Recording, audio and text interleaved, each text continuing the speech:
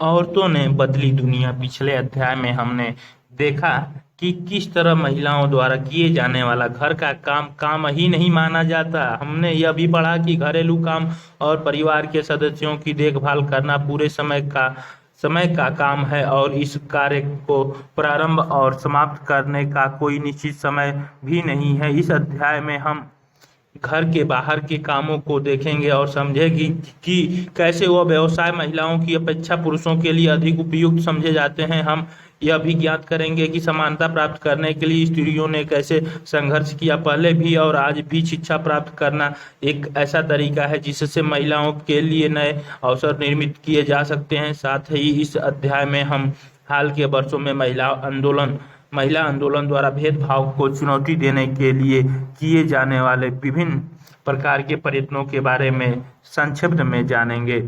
चित्र में ये दिखाई द्वारा कौन क्या काम करता है। निम्नलिखित लोगों के चित्र बनाइए। एक किसान, एक मिल मजदूर, एक नर्स, एक वैज्ञानिक, एक पायलट, एक शिक्षक। चलिए अब आपकी कक्षा द्वारा बनाए गए चित्रों को देखने के लिए नीचे दी गई तालिका को भरिए। अब हर व्यवसाय के लिए पुरुष और महिला के चित्रों के अलग अलग जोड़िए। पुरुष वर्ग, पुरुष चित्र, महिला चित्र, शिक्षक, किसान, मिल मजदूर, नर्स, वैज्ञानिक, पायलट।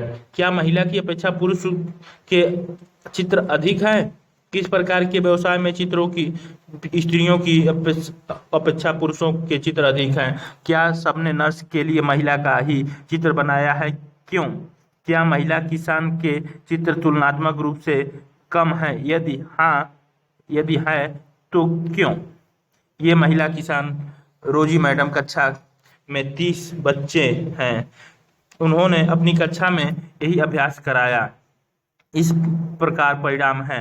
भारत में 83.6% महिलाएं खेतों में काम करती हैं और उनके काम में पौधे रोपना, खरपतवार निकालना, फसल काटना और कुटाई करना शामिल है। फिर भी जब हम किसान के बारे में सोचते हैं तो हम एक ही पुरुष के बारे में ही सोचते हैं। स्रोत 61वां नेशनल सैंपल सर्वे 2004-5। अपनी कक्षा में किए गए अभ्यासों की तुलना रोजी मैडम की कक्षा के अभ्यास से कीजिए।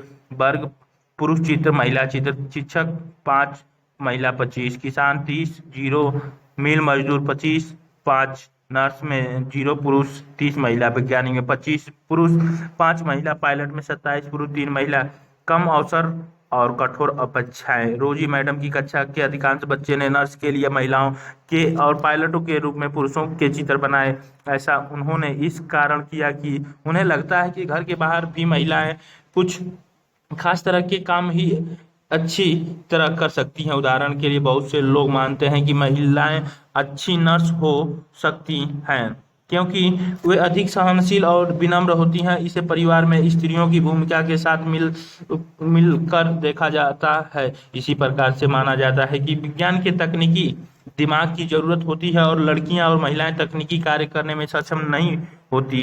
अनेक लोगों इस प्रकार की रूढ़िवादी धारणाओं में विश्वास करते हैं। इसीलिए बहुत सी लड़कियों को डॉक्टर या इंजीनियर बनाने के लिए अध्ययन करने और प्रशिक्षण लेने के लिए वह सहयोग नहीं मिल पाता जो लड़कों को मिलता है। अधिकांश परिवार में स्कूली शिक्षा पूरी हो जाने के बाद लड़कियां को इस बात के लिए प्रेरित किया जाता है कि वे शादी को अपने जीवन का मुख्य लक्ष्य मान ले। यह समझना आवश्यक है कि हमें ऐसे समाज में रह रहे हैं जहां सभी बच्चों को अपने चारों ओर की दुनिया के दबाव का सामना करना पड़ता है। कभी यह दबाव बड़ों की अपेक्षा के रूप में होता है तो कभी यह हमारे अपने ही मित्रों के गलत तरीके से चिढ़ाने के कारण पैदा हो जाता है। पर ऐसा लड़कों पर ऐसी रूढ़ियों को तोड़ना। रेल इंजन आदमी चलाते हैं पर झारखंड के एक गरीब आदिवासी परिवार की 27 वर्षीय महिला लक्ष्मी लकारा ने इस धारा का रुख बदल दिया। उत्तरी रेलवे की वह पहली महिला इंजन चालक है। लक्ष्मी के माता पिता पढ़े लिखे नहीं हैं पर उन्होंने अपने बच्चे को पढ़ाने के लिए बहुत संघर्ष किया। लक्ष्मी की शिक्षा एक सरकारी स्कूल में हुई। स्कूल में पढ़ने के साथ साथ लक्ष्मी घर के कामों व अन्य जिम्मेदारियों में हाथ भी बटाती रही। उसने मन लगाकर और मेहनत से पढ़ाई की और स्कूल पूरा करके इलेक्ट्रॉनिक्स से डिप्लोमा अर्जित की। फिर वह रेलवे बोर्ड की परीक्षा में बैठी और पहली ही कोशिश में उत्तीर्ण हो गई। लक्ष्मी कहती है कि मुझे चुनौती से खेलना पसंद है, और जैसे ही कोई यह कहता है कि फला काम लड़कियों के लिए नहीं है, मैं उसे कर के रहती हूँ। लक्ष्मी के जीवन में ऐसे करने के अनेक अवसर आए। जब वो इलेक्ट्रॉनिक्स करना चाहती थी, तो जब उसने पॉलिटेक्निक में मोटरसाइकिल चलाई, और जब उसने तय किया कि वह इंजन ड्राइवर बनेगी, उसका दृष्टिकोण सीधा साधा है। जब तक मुझे मजा आ रहा है और मैं किसी को नुकसान नहीं पहुंचा रही हूं, और मैं अच्छे से रह पा रही हूं और अपने माता पिता की मदद कर पा रही हूं, तो मैं अपने तरीके से क्यों न जीऊं। ड्राइवर हर ट्रेन नीला लाल वीमेंस फीचर सर्विस से रूपांतरित किया गया है। नौकरी प्राप्त करने के लिए दबाव होता है जिससे उन्हें अधिक वेतन मिले। यदि वे दूसरे लड़कों की तरह व्यवहार नहीं करते हैं तो उन्हें चिढ़ाया जाता है और धौंस दी जाती है। आपको याद होगा कि कक्षा 6 की पुस्तक में आपने पढ़ा था कि लड़कों को बचपन से ही दूसरे के सामने रोने और चिढ़ाया जाता है। नीचे दी गई कहानी को पढ़िए और उसके बाद दिए गए प्रश्न के उत्तर दीजिए। यदि आप जेवियर होते तो कौन से विषय चुनते? अपने अनुभव के आधार पर बताइए कि लड़कों को ऐसे किन किन दबावों का सामना करना पड़ता है। परिवर्तन के लिए सीखना।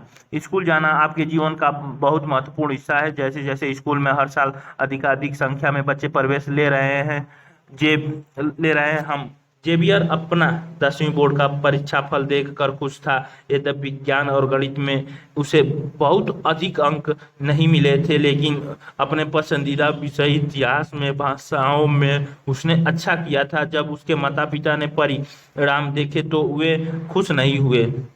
हे भगवान जेवियर, गणित में तुम तो सिर्फ 65% लाए हो, भौतिक शास्त्र में तुम्हारे अंक बहुत कम है। मुझे पता है माँ, पर कोई बात नहीं, क्योंकि मैं गणित और विज्ञान पढ़ना भी नहीं चाहता हूँ, मैं इतिहास पढ़ना चाहता हूँ। तुम इतिहास क्यों पढ़ना चाहते हो? अपने भविष्य के बारे में सोचो। तुम एक अच्छे नौकरी प्राप्त करनी है। इतिहास से क्या मदद मिलेगी? इससे कोई भविष्य नहीं।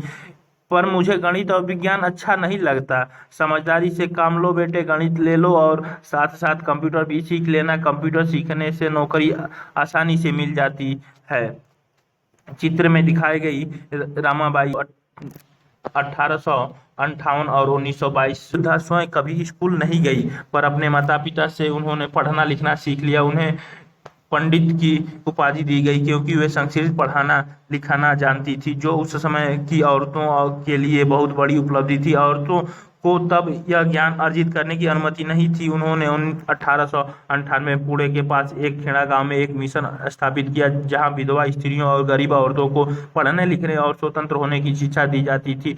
उन्हें लकड़ियों से चीजें बनाना, छाप खाना चलाने जैसी कुशलताएं भी सिखाई जाती थी, जो वर्तमान में भी लड़कियों को कम ही सिखाई जाती हैं। ऊपर बाएं हाथ की तरफ छपी तस्वीर में उनका छापखाना दिख रहा है। रमाबाई का मिशन आज भी सक्रिय है।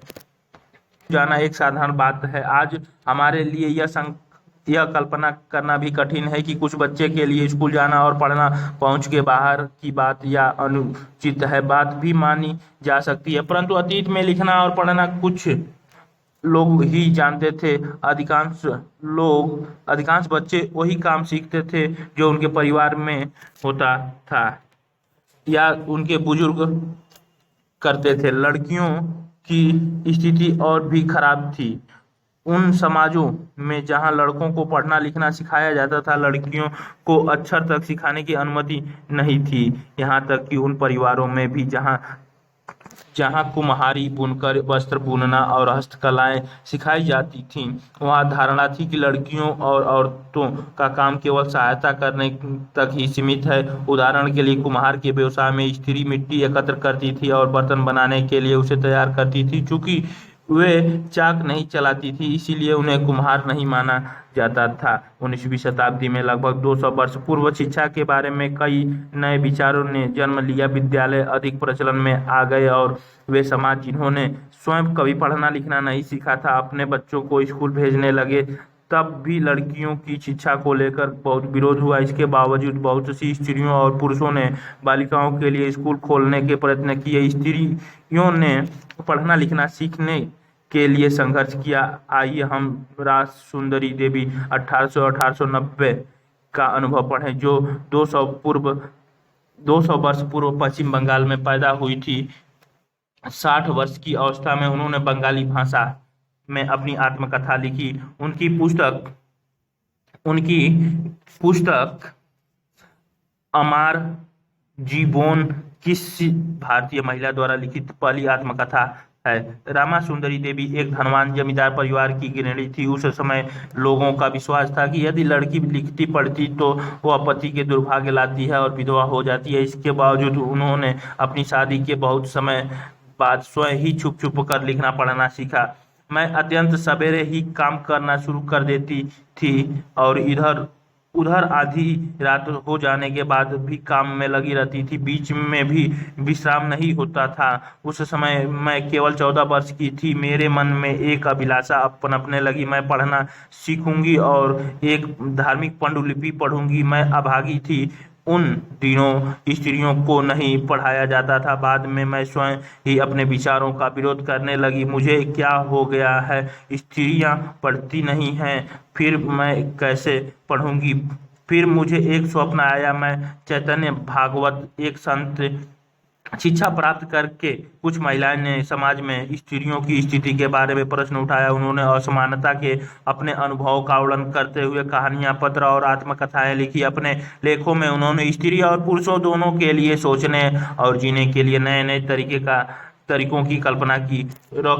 रुकया सखावत हुसैन और लेडीलैंड का उनका सपना। रुकया सखावत हुसैन 1880 से 1932 एक धनी परिवार में पैदा हुई थी, जिसके पास बहुत जमीन थी। यद्यपि उन्हें उर्दू पढ़ना और लिखना आता था, परंतु उन्हें बंगला और अंग्रेजी सीखने से रोका गया।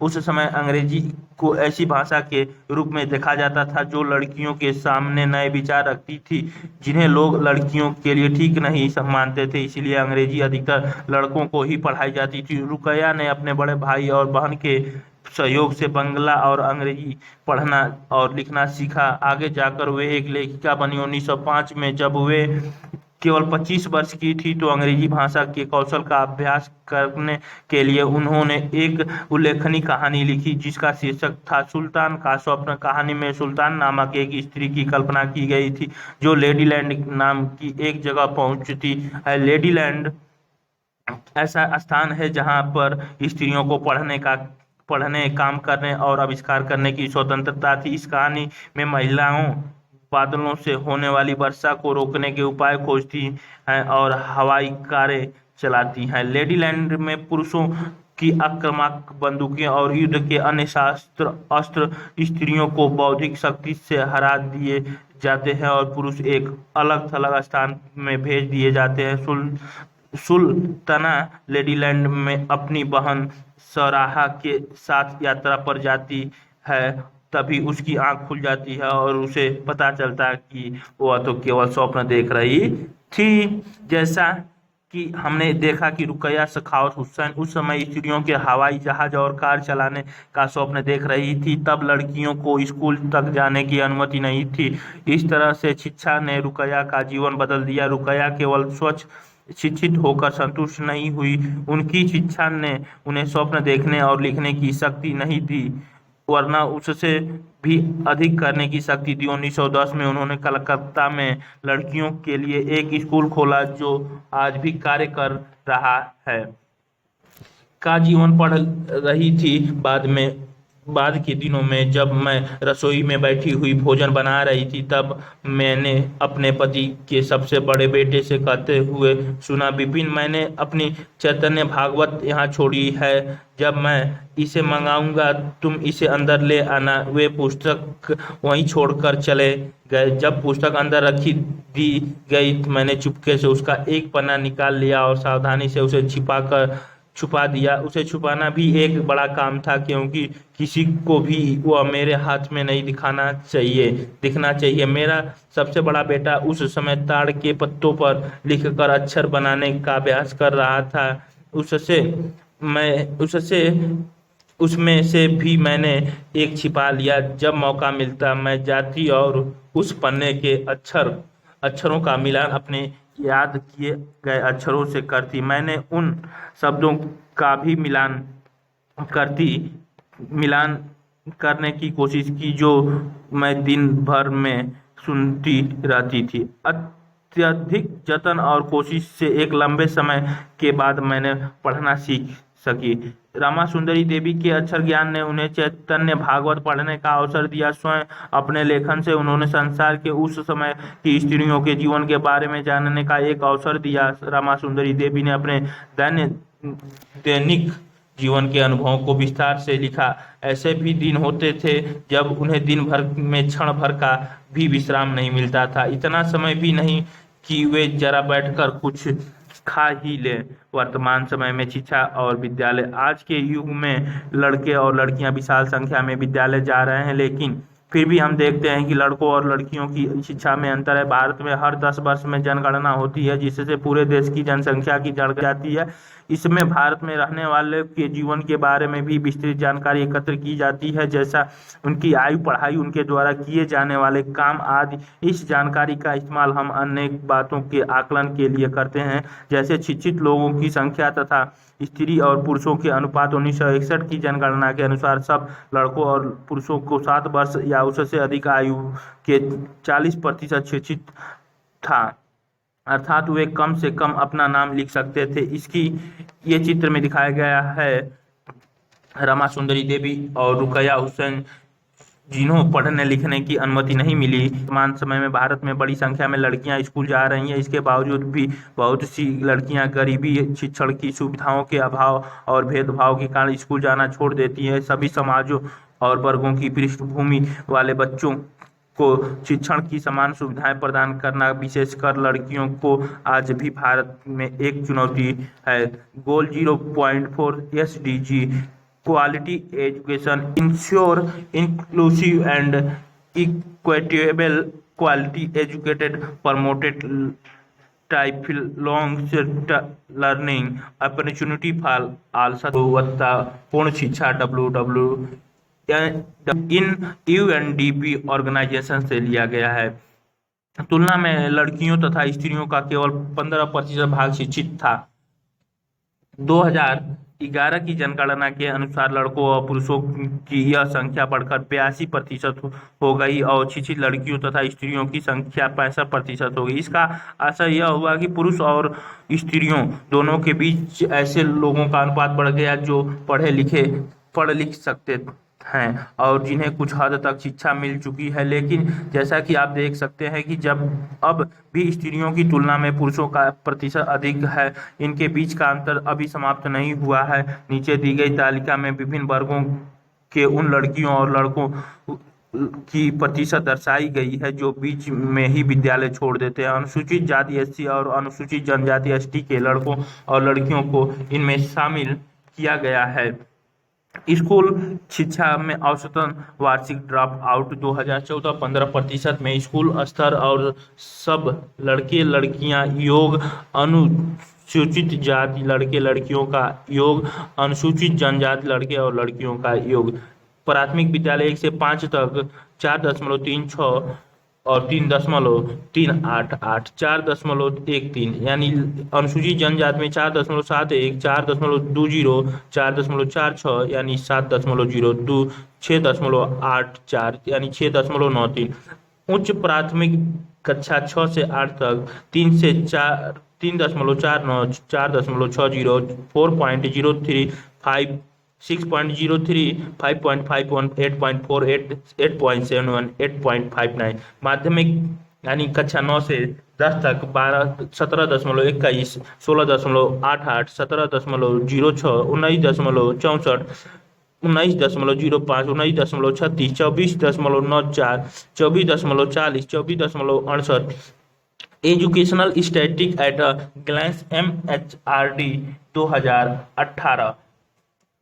संभवतः ऊपर दी गई तालिका में इस बात पर ध्यान दिया होगा कि सब लड़कियों की श्रेणी की तुलना में अनुसूचित जाति और अनुसूचित जनजाति की लड़कियों को स्कूल छोड़ने की दर अधिक है। इसका अर्थ यह हुआ कि दलित व आदिवासी पृष्ठभूमि की लड़कियों के स्कूल में रहने की संभावना कम रहती है। वर्ष 2011 की जनगणना से यह भी पता चलता है कि अनुसूचित जाति और अनुसूचित जनजाति लड़कियों की अपेक्षा मुस्लिम लड़कियों की प्राथमिक शिक्षा पूरी करने की संभावना और भी कम रहती है। मुस्लिम लड़कियां स्कूल में लगभग 3 वर्ष रह पाती हैं, जबकि अन्य समुदायों की लड़कियां स्कूल में 4 वर्ष का समय बिता पा रही हैं।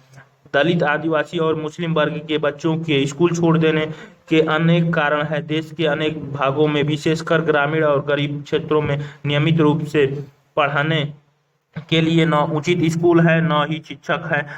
यदि विद्यालय घर के पास न हो और लाने ले जाने के उच्च प्राथमिक स्तर पर कितने बच्चे स्कूल छोड़ देते हैं? शिक्षा के किस स्तर पर आपको सर्वाधिक बच्चे स्कूल छोड़ते हुए दिखाई देते हैं? आपके विचार में अन्य सभी वर्गों की तुलना में आदिवासी लड़के लड़कियां का विद्यालय छोड़ने की दर अधिक क्यों है? लिए किसी साधन जैसे बस या वैन आदि की व्यवस्था न हो तो अभिभावक लड़कियों को स्कूल नहीं भेजना चाहते। कुछ परिवार अत्यंत निर्धन होते हैं और अपने सब बच्चों को पढ़ाने का खर्चा नहीं उठा पाते। ऐसी स्थिति में लड़कों को प्राथमिकता मिल सकती है, ये भी स्कूल छोड़ देते हैं क्योंकि उनके साथ अनेक शिक्षा और सहपाठी भेदभाव करते हैं, जैसा कि ओम प्रकाश वाल्मीकि के साथ हुआ। बेटी बचाओ बेटी पढ़ाओ 2014 में शुरू हुई बेटी पढ़ाओ बेटी बचाओ अभियान के बारे में पता करिए। प्रतिशत लड़के और लड़कियां, सभी लड़के 4.36%, अनुसूचित जनजाति के लड़के 7.02। प्राथमिक कक्षाओं में स्कूल छोड़ देने वाले बच्चों की आंकड़े को ऊपर दी गई तालिका में से लेकर दंडारेख के रूप में दर्शाइए। दो आंकड़े आपके लिए दंडारेख के रूप में दर्शाए गए हैं। महिला आंदोलन। अब महिलाओं और लड़कियों को पढ़ने का और स्कूल जाने का अधिकार है। अन्य क्षेत्र भी हैं, जैसे कानूनी सुधार, हिंसा और स्वास्थ्य, जहां लड़कियों और महिलाओं की स्थिति बेहतर हुई है। ये परिवर्तन आप अपने नहीं आए हैं, औरतों ने व्यक्तिगत स्तर पर और आपस में मिलकर इन परिवर्तनों के लिए संघर्ष किए हैं। इन संघर्षों को महिला आंदोलन कहा जाता है। देश के विभिन्न भागों से कई औरतें और कई महिलाएं संगठन इस आंदोलन के हिस्से हैं। कई पुरुष भी महिला आंदोलन का समर्थन करते हैं। इस आंदोलन में जुटे लोगों की मेहनत, निष्ठा और उनकी विशेषताएं इसे एक बहुत ही जीवंत आंदोलन बनाती है। इससे चेतना जागृत करने, भेदभाव का मुकाबला करने और न्याय हासिल करने के लिए भिन्न भिन्न रणनीतियों का उपयोग किया गया है। इनकी कुछ झलकियां आप यहाँ देख सकते हैं, ये चित्र में दिखाई गई हैं। अभियान। भेदभाव और हिंसा के विरुद्ध में अभियान चलाना महिला आंदोलन का एक महत्वपूर्ण हिस्सा है। अभियानों के फलस्वरूप नए कानून भी बने हैं। सन 2006 में एक कानून बना जिससे घर के अंदर शारीरिक और मानसिक हिंसा का भोग रही औरतों को कानूनी सुरक्षा दी जा सके। इस तरह महिला आंदोलन के अभियानों के कारण 1997 में सर्वोच्च न्यायालय ने कार्य के स्थान पर और शैक्षणिक स्थानों में महिलाओं के साथ होने वाले यौन प्रताड़ना से उन्हें सुरक्षा प्रदान करने के लिए दिशा निर्देश जारी किए। एक और उदाहरण देखें तो सन 1980 के दशक में देश भर में महिला संगठन ने दहेज हत्याओं के खिलाफ आवाज उठाई। नव विवाहित युवतियों और उनके पति और ससुराल के लोगों द्वारा दहेज के लालच में मौत के घाट उतार दिया जाता था। महिला संगठनों ने इस बात की कड़ी आलोचना करी कि कानून अपराधियों का कुछ नहीं कर पा रहा है। इससे इस मुद्दे पर महिला सड़क पर निकली आई। उन्होंने अदालत के दरवाजे खटखटाए और आप जानकारी का आदान प्रदान किया। अंततः यह समाज का एक बड़ा सार्वजनिक मुद्दा बन गया और अखबारों में छाने लगा। दहेज से संबंधित कानून को बदला गया ताकि दहेज मांगने वाले परिवार को दंडित किया जा सके। ये चित्र में दिखाई गई है सत्या रानी, महिला आंदोलन की एक सक्रिय सदस्य, दहेज के लिए मार दी गई। अपनी बेटे में न्याय मांगने के लिए लड़ रहे लंबे मुकदमे की कानूनी फाइलों से घिरी हुए सर्वोच्च न्यायालय की सीढ़ियों पर बैठी दिखाई गई हैं। ये चित्र में देखिए, सीढ़ियों पर बैठी हुई हैं। बढ़ाना, जागरूकता बढ़ाना। औरतों के अधिकारों और संबंधों में समाज में जागरूकता बढ़ाना भी महिला आंदोलन का एक प्रमुख कार्य है। गीतों, नुक्कड़ों, नाटकों व जनसभाओं के माध्यम से अपने संदेश लोगों के बीच पहुंचाता है। ये विरोध करना, जब महिला के हितों का उल्लंघन होता है, जैसे किसी कानून अथवा नीति द्वारा, तो महिला आंदोलन ऐसे उल्लंघनों के खिलाफ आवाज उठाता है। लोगों का ध्यान खींचने के लिए रैलियां, प्रदर्शन आदि बहुत असरकारक तरीके हैं। ये असरकारक तरीके दिखाए गए हैं। युद्ध व्यक्त करना, न्याय के अन्य मुद्दों और औरतों के साथ बंधुत्व व्यक्त करना भी महिला आंदोलन का हिस्सा है। 8 मार्च अंतर्राष्ट्रीय महिला दिवस को दुनिया भर की औरतों अपने संघर्ष को ताजा करने और जश्न मनाने के लिए इकट्ठा होती हैं। हर साल 14 अगस्त को वाघा में भारत पाकिस्तान की सीमा पर हजार लोग इकट्ठा होते हैं और एक सांस्कृतिक कार्यक्रम आयोजित करते हैं। ऊपर की तस्वीरों में भारत और पाकिस्तान के लोगों के बीच बंधुत्व प्रदर्शित करते हुए औरतों जलाती हुई मोमबत्ती उठा रही हैं, चित्र में दिखाई गई है। इसके बाद आपको शब्द संकलन मिल गए। रूढ़िवादी धारणा, जब हम विश्वास करने लगते हैं कि किसी विशेष धार्मिक, आर्थिक, क्षेत्रीय समूह के लोगों की कुछ निश्चित विशेषताएं होती ही हैं या वे केवल खास प्रकार का कार्य ही कर सकते हैं, तब रूढ़िवादी धारणाओं का जन्म होता है। जैसा कि इस पाठ में हमने देखा कि लड़कों और लड़कियों को अलग अलग विषय लेने के लिए कहा गया, कारण उनकी रुचि न होकर उनका लड़का लड़की होना था। रूढ़िवादी धारणा हमें लोगों को उनकी वैयक्तिकता विशिष्टताओं के साथ देखने से रोकती है। भेदभाव तब होता है जब हम लोगों के साथ समानता व आदर का व्यवहार नहीं करते हैं। यह तब होता है जब व्यक्ति या संस्थाएं पूर्वाग्रहों से ग्रसित होती हैं। भेदभाव तब होता है जब हम किसी के साथ अलग व्यवहार करते हैं या भेद करते हैं। उल्लंघन, जब कोई जबरदस्ती कानून तोड़ता है या खुले रूप से किसी का अपमान करता है, तब हम कह सकते हैं कि उसने उल्लंघन किया है। यौन प्रताड़ना, इसका आशय औरत की इच्छा के विरुद्ध उसके साथ यौन से जुड़ी शारीरिक या मौखिक हरकतें करने से है।